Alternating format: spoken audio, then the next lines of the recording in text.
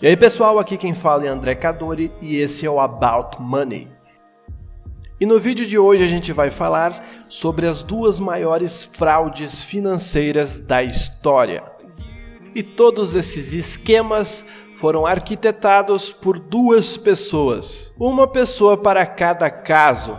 E nesse vídeo eu vou fazer um breve resumo sobre como funcionou o esquema dessas pessoas e contar também um pouco da história dessas pessoas. E o primeiro caso que a gente vai contar também se trata do maior esquema financeiro da história. E todo esse esquema foi arquitetado por Bernie Madoff. Ele foi o presidente de uma sociedade de investimentos que tem o seu nome e que fundou em 1960. Essa sociedade foi uma das mais importantes de Wall Street. Madoff também foi uma das principais figuras da filantropia judaica. Porém, em dezembro de 2008, ele foi detido pelo FBI e acusado de fraude.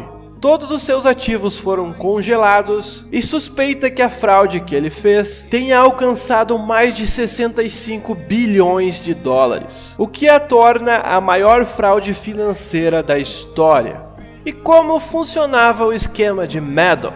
Madoff foi condenado a 150 anos de prisão no dia 29 de julho de 2009, acusado de estar por trás de um esquema multibilionário e fraudulento de pirâmide financeira conhecido como Ponzi. Ele prometia cerca de 1% de retorno ao mês. Sua estratégia era atrair cada vez mais novos clientes e utilizar esse dinheiro para pagar os clientes mais antigos que desejavam resgatar seus rendimentos. Geralmente os golpistas que usam esse sistema se valem de um marketing muito agressivo para atrair cada vez mais novos investidores. Eles também recrutam grandes e renomados investidores para dar mais credibilidade ao negócio. Para justificar o alto retorno ao mês, os golpistas sempre dizem possuir uma técnica inovadora e exclusiva no mercado, e que por questão de estratégia comercial não podem revelar o funcionamento dessa técnica. Em outras palavras, no esquema de pirâmide Madoff, não há transparência sobre o funcionamento do mecanismo que permite os lucros acima do mercado, ou qualquer histórico que comprove a veracidade das operações. De acordo com o The Wall Street Journal, os investidores com maiores perdas incluíam o Fairfield Greenwich Advisors, com uma perda de 7,5 bilhões de dólares, o Tremont Capital Management, com 3,3 bilhões de prejuízo, o Banco Santander também, com um desvio de 2,87 bilhões, e o Bank Medici, com 2,1 bilhões de dólares desviados. Você pode acompanhar a sua história mais completa através do filme O Mago das Mentiras, que foi interpretado por Robert De Niro.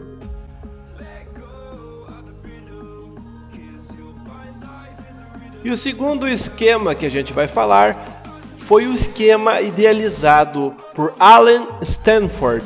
Ele foi conhecido principalmente pelo seu nome do meio e foi o segundo maior fraudador americano da história, depois do nosso querido amigo Bernie Madoff.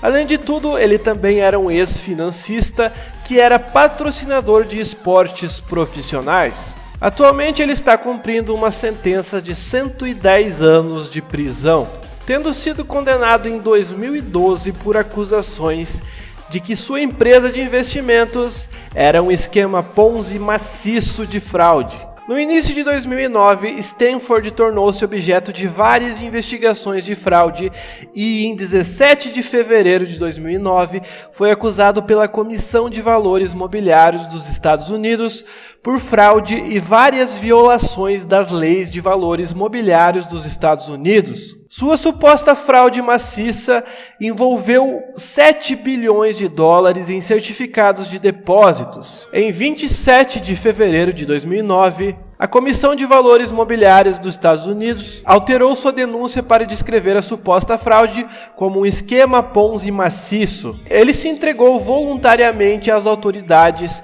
em 18 de junho de 2009. Em 6 de março de 2012, Stanford foi condenado por todas as suas acusações, exceto uma única contagem de fraude eletrônica. Ele está cumprindo sua sentença de 110 anos na penitenciária dos Estados Unidos Coleman, na Flórida.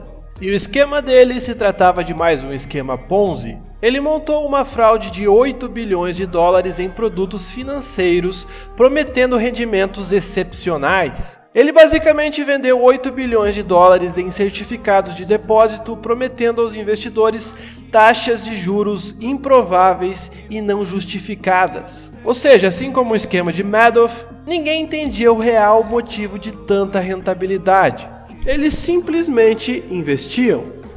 Mas o vídeo foi esse, galera. Eu resolvi falar de forma bastante resumida para vocês terem conhecimento dos dois principais casos de fraude e quem são as duas principais pessoas por trás disso. Se você gostou do vídeo, deixe aquele like. Se você não for inscrito do canal, se inscreva no canal. Valeu, falou e até a próxima!